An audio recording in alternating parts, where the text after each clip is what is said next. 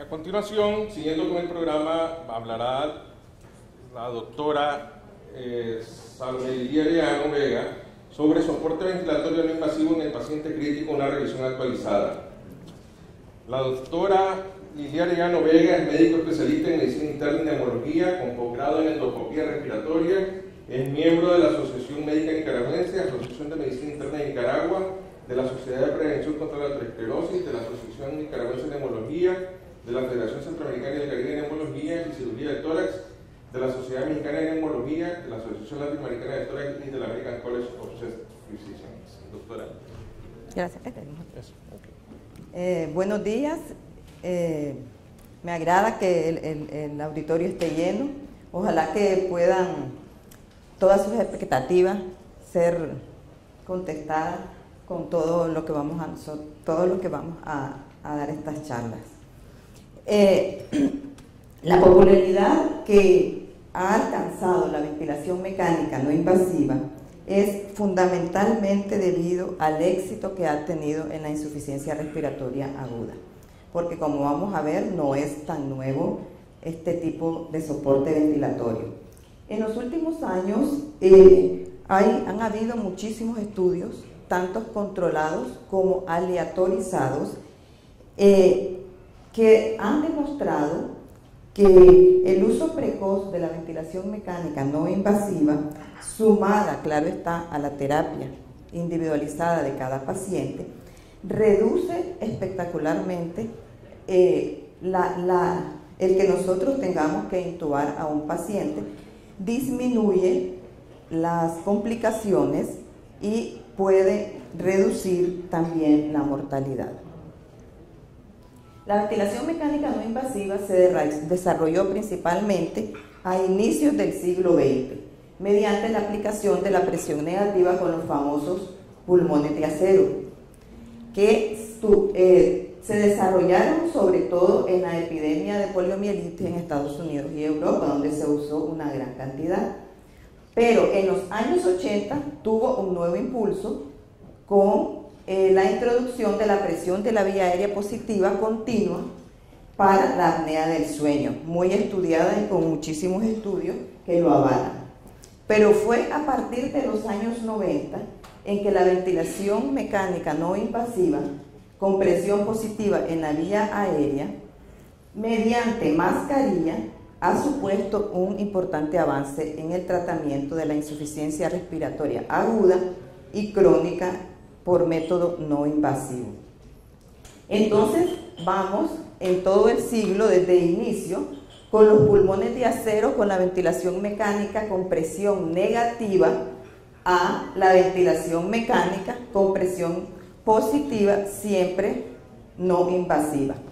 Se define la ventilación mecánica como todo no invasiva, como todo método de soporte ventilatorio que va a mejorar la ventilación alveolar sin necesidad que tengamos una intubación endotraqueal, pero el punto de interés de esta técnica va a radicar en el hecho que podemos evitar la ventilación invasiva y sus potenciales complicaciones. Por supuesto, para que nosotros administremos la ventilación mecánica no invasiva en el paciente crítico, los objetivos que vamos a alcanzar es reducir el trabajo de los músculos respiratorios, reclutar alvéolos colapsados, sobre todo con el CPAP, mejorar la distribución de la ventilación corriente, mejorar la oxigenación y evitar la intubación y la ventilación mecánica. Por supuesto que esto nos va a venir a reducir costos y a reducir estancia en el paciente. Entonces, tiene ventajas con respecto a la ventilación invasiva. El paciente puede toser espontáneamente, puede eliminar sus secreciones, puede disminuir la necesidad de sedación y por ende evitar todas las complicaciones que esto trae, como es la atrofia muscular. Es posible que alimentemos al paciente y que tenga relación con el medio y van a disminuir la aparición de las complicaciones típicas que todos sabemos de la ventilación mecánica. Pero es importante que para que nosotros podamos administrar este tipo de modo ventilatorio en el paciente crítico, seleccionar a los pacientes. No podemos administrarlo a todo tipo de pacientes. Lo más importante es que haya ausencia de contraindicaciones, que vamos a ver posteriormente, que el paciente tenga respiración espontánea, que sea colaborador y por supuesto tenemos que platicar con él para decirle que le vamos a administrar este tipo de ventilador, que va a ser un poco molesto para él, pero debe de cooperar. Que el nivel de conciencia del paciente sea suficiente para que le permita expectorar y toser, que tenga una insuficiencia respiratoria aguda establecida, que no responda inicialmente al tratamiento convencional, o sea, que tenga taquipnea con una frecuencia respiratoria mayor de 24, una saturación de oxígeno menor del 90 con una fracción inspirada de 0.5, que tenga uso de músculos accesorios de la respiración y disociación tóraco-abdominal, y si estamos en un centro donde disponemos de gasometría, pues que tenga datos de insuficiencia respiratoria aguda con un PAFI menor de 200, una presión arterial de CO2 mayor de 45 y un pH menor de 7.35. Es importante que si el paciente tiene contraindicación para administrar la ventilación mecánica no invasiva, pues que no se la administremos porque por supuesto va a ir al fracaso. Un paciente en paro respiratorio inminente o con respiración agónica no puede ser candidato. Un paciente que tenga quemaduras faciales en la vía aérea tampoco, porque tenemos que utilizar una máscara. Que esté agitado o que tenga falta de cooperación, que eso es importante, tampoco es candidato. Que tenga incapacidad para proteger la vía aérea, por ejemplo, pacientes en coma o que tengan vómitos incontrolables o que tengan secreciones muy abundantes. Tampoco son pacientes candidatos. Que tenga inestabilidad hemodinámica con presión arterial sistólica muy baja, pero que tenga datos de hipoperfusión, o un paciente que tenga síndrome coronario agudo tampoco es candidato, o arritmias no controladas. También aquellos pacientes que son incapaces de adaptar la mascarilla, por ejemplo, pacientes con deformidad facial que no le va a quedar ningún tipo de mascarilla, con trauma facial, con quemaduras faciales, o que tenga cirugías recientes menos de 15 días en cara, esófago, gástrica o vías respiratorias. Y otra cosa muy importante es la experiencia. Si las personas no tienen nada de experiencia, por supuesto que va a ser más probable que caigan en un fracaso a que puedan mejorar la insuficiencia respiratoria, o si es imposible de que lo vigile. Porque vamos a ver después que estos pacientes deben de ser mayormente vigilados que un paciente que esté con intubación invasiva. En la actualidad las indicaciones han sido muchas, hay muchos estudios que avalan, otros que todavía no son estudios controlados, pero básicamente en los dos primeros sí hay muchos estudios y ya está completamente avalado. Pacientes con reagudización de EPOC que caen en insuficiencia respiratoria aguda son candidatos. Pacientes con edema agudo de pulmón cardiogénico, incluso desde hace muchísimos años, desde los años 30, han usado el CPAP en este tipo de pacientes. También se ha utilizado en crisis asmática moderada, en destete de la ventilación mecánica convencional.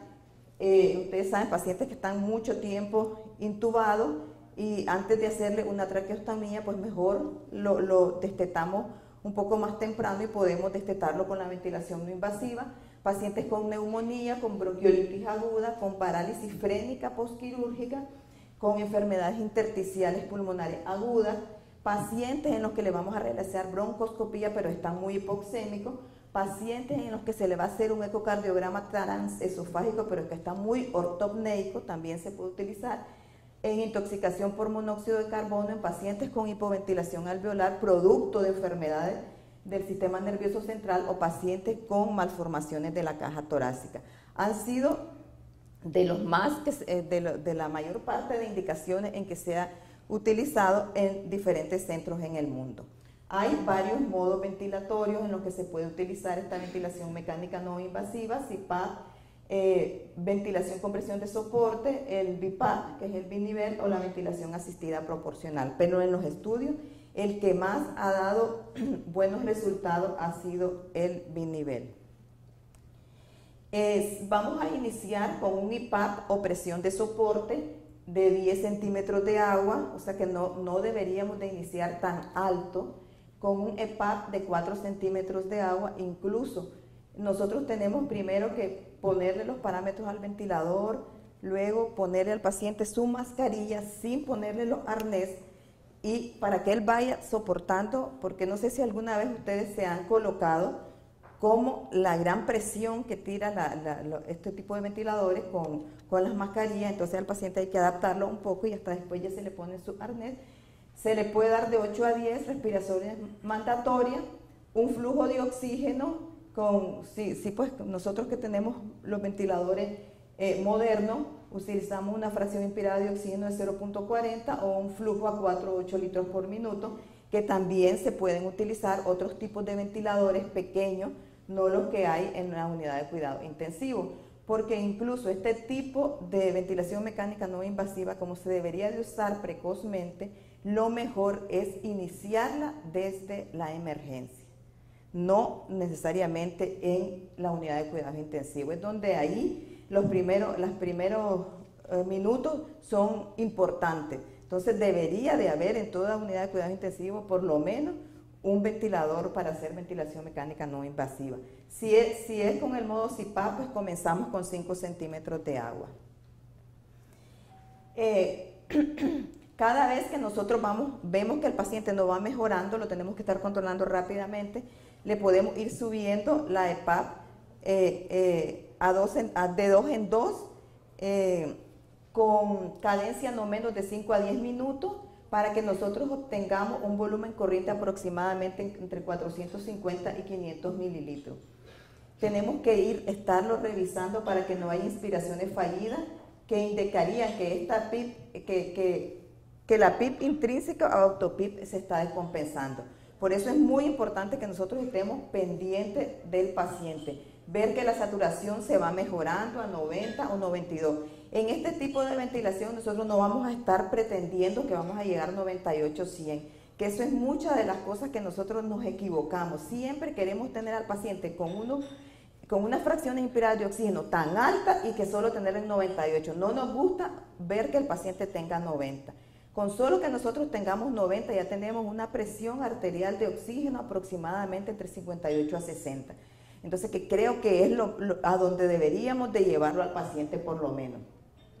Cuando vamos a titular la presión de soporte, igualmente lo vamos a ir aumentando de 2 en 2, con un periodo no mayor de 5 a 10 minutos, igualmente para que vayamos a obtener un volumen corriente de 450 a 500 y una frecuencia respiratoria menor de 25, que el paciente tenga menor disnea y no uso de los músculos accesorios y que se sienta confortable. Según la Agencia Federal de Investigación y Calidad de los Estados Unidos del 2012, la tasa de fracaso de la ventilación mecánica no invasiva oscila entre 0 a 29.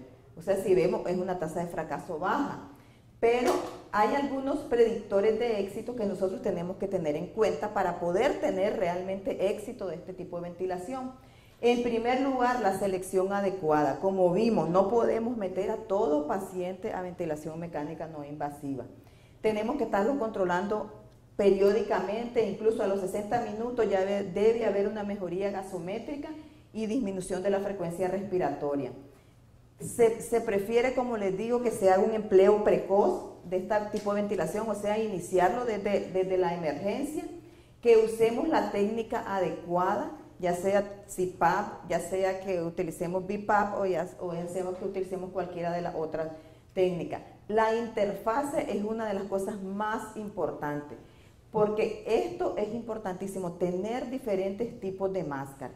En los estudios se ha visto que la Total Face es la máscara que más se utiliza y la que ha dado mejores resultados en la insuficiencia respiratoria aguda.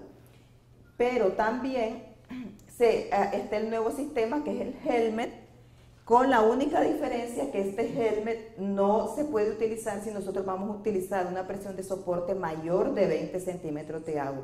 entonces mejor pasamos a la total phase.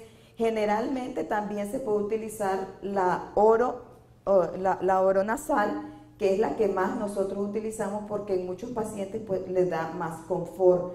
Aunque se dice que esta total phase, que como vemos se puede utilizar en niños y en adultos, puede dar mejor adaptabilidad y que haya menos fugas. Es importante la vigilancia estrecha del paciente. En estos pacientes, a diferencia de la ventilación invasiva, tenemos que estar ahí pegaditos al paciente para poderlo sacar.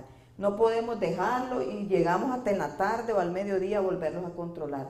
Tenemos que estarlo controlando minuto a minuto y comenzar a hacerle su primer gasometría a la hora. Y algo importantísimo es la experiencia del staff. ¿Cuándo vamos a retirarlo nosotros? Por supuesto, pues, que se haya controlado la situación clínica desencadenante de la insuficiencia respiratoria, que no exista disnea ni trabajo respiratorio, que sus parámetros vayan disminuyendo con la frecuencia respiratoria menor de 25, la cardíaca menor de 100, la saturación mayor de 92 y con una fracción inspirada de oxígeno de 0.4. Que tengamos parámetros gasométricos en mejoría con un pH mayor a 7.35, un PAFI mayor a 200 y tenemos que que este paciente tenga necesidad de ir progresivamente disminuyendo la presión de soporte, que es importantísimo. Que el volumen tidal exhalado en aquellos pacientes que cayeron en insuficiencia respiratoria hipoxémica sea mayor de 8 mililitros por kilo o en aquellos que cayeron en insuficiencia hiperobstructiva mayor a 6 mililitros por kilo. También tenemos que ir aumentando paulatinamente los periodos de respiración con oxigenación de alto flujo, que es lo que nosotros hacemos en nuestra unidad de cuidados intensivos. Le vamos retirando la ventilación mecánica no invasiva, pero se la dejamos por la noche. No retirarla de una sola vez. O podemos utilizar algunas horas en el día, otras horas con ventilación con oxígeno a alto flujo. Desgraciadamente nosotros aquí en Nicaragua no contamos con mascarillas Venturi, solo tenemos las máscaras normales o las de reservorio, que tampoco nos van a dar un flujo muy alto. Máximo, aunque usemos lo que usemos, después de 7 a 10 litros, el paciente solo va a poder subir más o menos la saturación hasta a una fracción inspirada de 0,40 o 0,5. Las complicaciones, sí hay complicaciones, pero son menores que en el paciente con ventilación invasiva.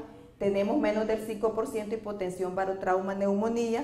También estos pacientes pueden aumentar la presión intracraneal, que tenemos que tener en cuenta, distensión gástrica o aspiración. Algunos pacientes nos han vomitado e incluso han hecho broncoaspiración, dificultad para expectorar, congestión nasal o talgia hasta en un 30%, sequedad nasal, conjuntivitis, mayor del 50%, que es una de las cosas que más tienen estos pacientes, incomodidad de sincronización, y hasta el 47% claustrofobia, eritema facial y lesiones en el puente nasal. Esto es importante porque muchas veces nosotros colocamos esta mascarilla demasiado fuerte. No es necesario, lo que tenemos que ver es que no haya fuga. Si le está rozando aquí, pues poner algo que el paciente no se le vaya a hacer una lesión y que no haya fuga para que no esté dando resequedad ocular.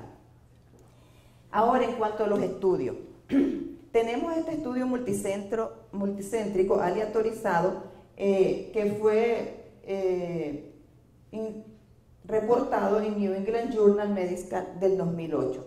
Aquí se aleatorizaron más de 1000 pacientes con edema agudo de pulmón en 26 servicios de urgencia de hospitales británicos, donde se compararon los diferentes tipos y oxigenoterapia. En esto se concluyó que la ventilación mecánica no invasiva inducía una mejoría más rápida, clínica y gasométrica, pero no tuvo efecto a corto plazo en la mortalidad.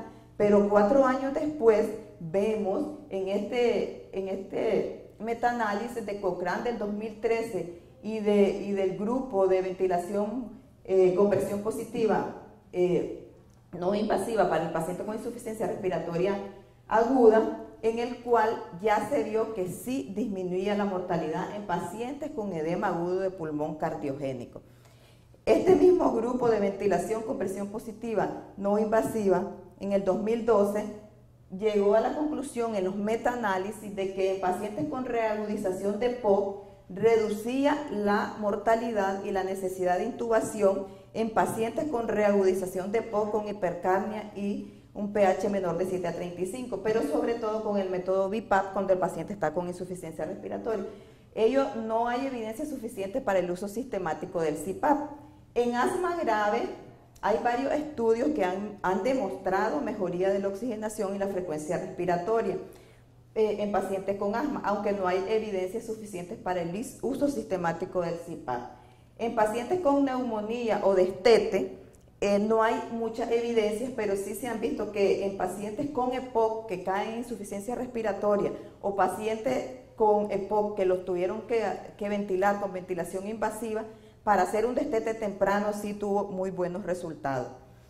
En pacientes, en este grupo canadiense, el Critical Care canadiense y en el Europeo Respiratory Journal del 2011, se encontró que aquellos pacientes con hipoxemia que se le iban a realizar broncoscopías, pues podían mejorar la oxigenación y reducir la necesidad de intubación orotraqueal, o en aquellos pacientes en el que después de un posoperatorio, nosotros que estamos viendo muchos pacientes con cirugía por obesidad y que muchos tienen que ir a cuidados intensivos, caen en intubación o es difícil sacarlos del tubo, en estos pacientes o en cirugía torácica por resección pulmonar o cardíaca, como todos sabemos, la anestesia, el dolor, producen restricción del diafragma o hipoventilación y atelectasis, aumentan la resistencia vascular pulmonar y disminuyen la complianza y por eso los pacientes caen en hipoxemia. En estos pacientes puede mejorar la oxigenación, reducir la necesidad de intubación, de reintubación y reducir la estancia en UCI. En pacientes con ecocardiograma transesofágico que tengan mucha ortopnea, puede mejorar la oxigenación y reducir la necesidad de intubación orotraqueal. En el trauma torácico con fracturas múltiples de las costillas también puede mejorar la oxigenación y reducir las complicaciones y la estancia en UCI. En pacientes se ha utilizado en pacientes con fallos respiratorios e inmunodeprimidos, pero sobre todo hay más estudios en pacientes con leucemia o linfoma o en pacientes que desencadenaron neumonía por un cuadro gripal. Las evidencias son limitadas y se dice que solo en centros muy especializados, en estas guías alemanas del 2008, es donde lo utilizan para este fin. En intoxicación por monóxido de carbono y síndrome respiratorio del adulto todavía no hay evidencia o estudios basados en controlados en el que todavía podamos decir, pero sí, como esto está avanzando y avanzando cada día, nosotros también podemos ir haciendo nuestra propia casuística a medida que vayamos agarrando experiencia en este tipo de ventilación. Para valorar eficacia y evitar complicaciones, pues como había dicho, es importantísima la vigilancia continua, importante vigilar todos estos parámetros, gasometría a la primera hora. Gracias por todo, si tienen alguna pregunta.